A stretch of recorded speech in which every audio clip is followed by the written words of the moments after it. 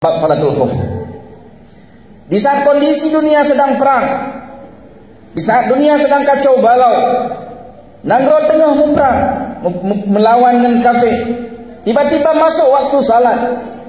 Di sini Islam datang menyampaikan kepada kita bahawa walaupun dalam situasi Nangro perang, walaupun situasi dalam keadaan Nangro kacau balau, tapi jangan tinggalkan jamaahmu.